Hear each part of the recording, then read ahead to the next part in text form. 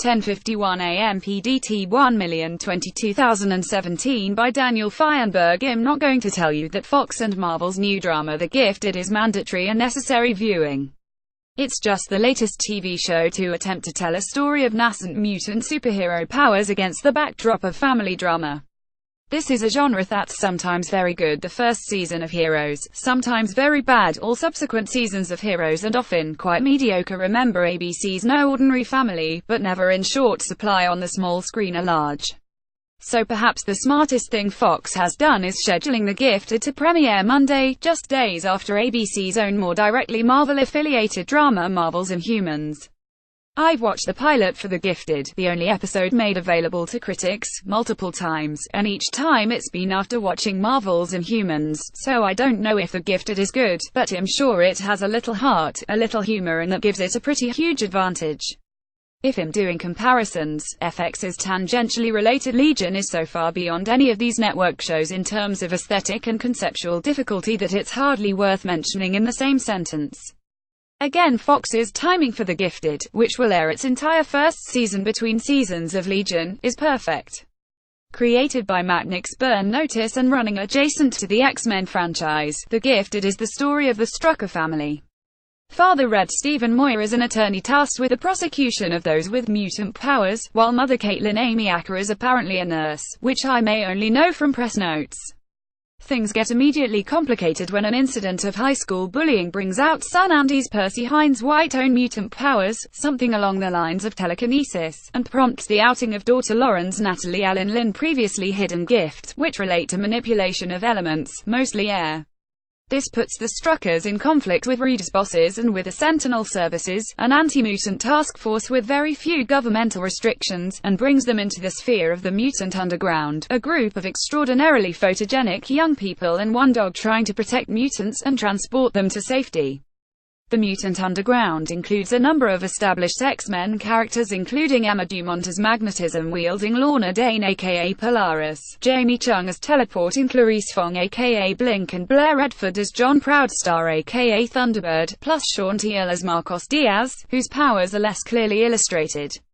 The thing The Gifted accomplishes that's most essential is that the Struckers work as a family.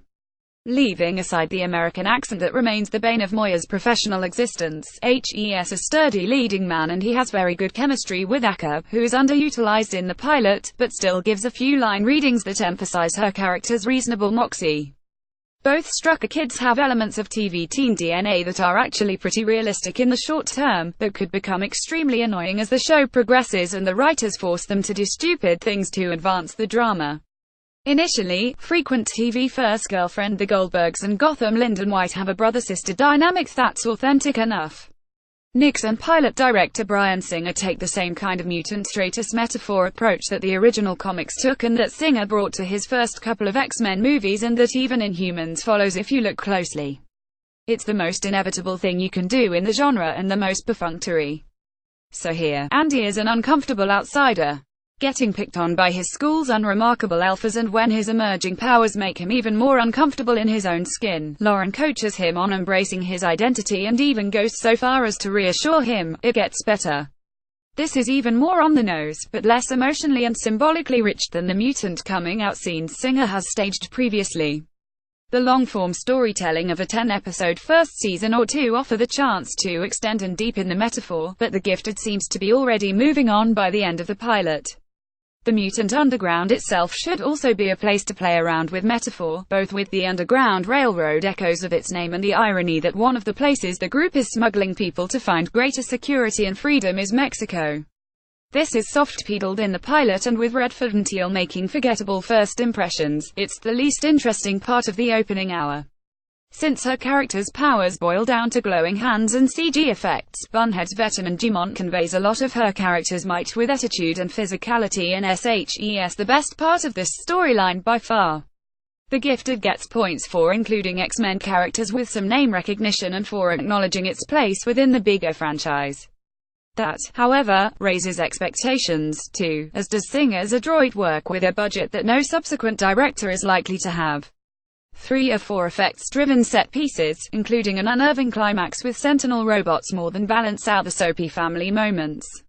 I have very little confidence that The Gifted will be able to achieve that balance in subsequent episodes, but I'll definitely be watching to find out, which is more than I can say for Marvel's Inhumans.